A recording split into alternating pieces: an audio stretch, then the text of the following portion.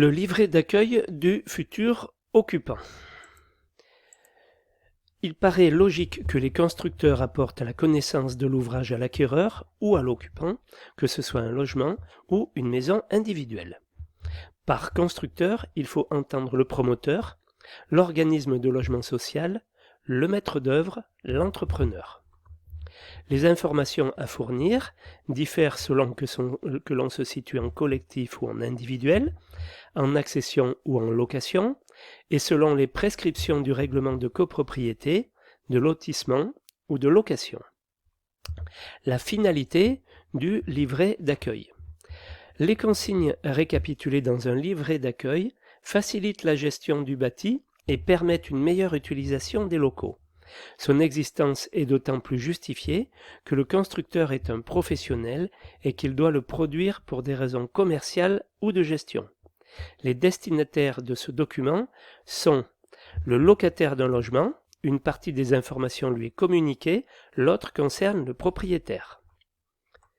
Le propriétaire d'un logement collectif, les informations sont réparties entre lui, entre autres celles destinées à l'éventuel locataire, et le syndic pour les documents concernant les parties communes.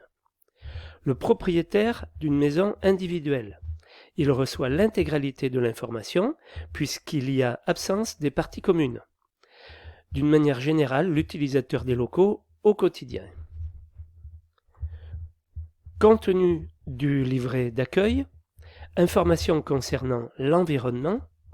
Ces informations permettent une intégration plus rapide aux conditions de la vie courante. On peut y trouver les adresses, le nom des personnes responsables et les conditions d'utilisation pour les services concédés, eau, électricité, gaz, téléphone, etc. Les services publics, mairie, école, poste, etc. Les transports en commun, les communes de proximité, les marchés, les artisans, les loisirs, la vie associative du quartier, l'organisation du tri sélectif des déchets ménagers dans la commune et dans le bâtiment ou le lotissement. Informations de vie commune. Ces informations liées à la construction ou aux ouvrages annexes définissent les limites d'utilisation pour chacun.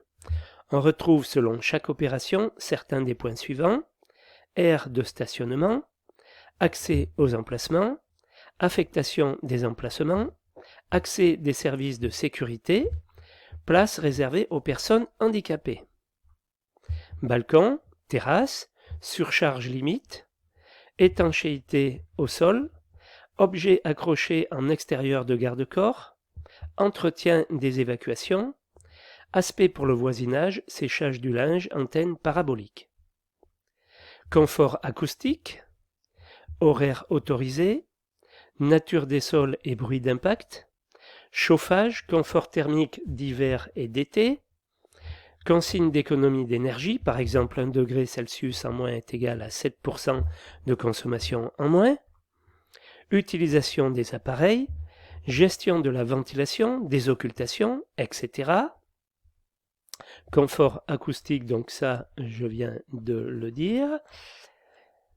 Électricité, consigne d'économie d'énergie, précaution d'utilisation et de modification de l'installation, abonnement auprès du fournisseur, certificat consuel.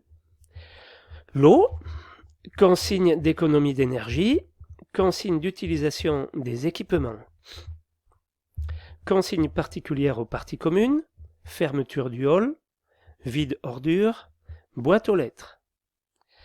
Les informations techniques qu'il peut y avoir dans le livret d'accueil du futur occupant.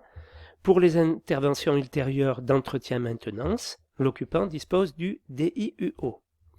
Pour autant que les travaux de construction ou de rénovation de l'ouvrage aient été réalisés avant 1995.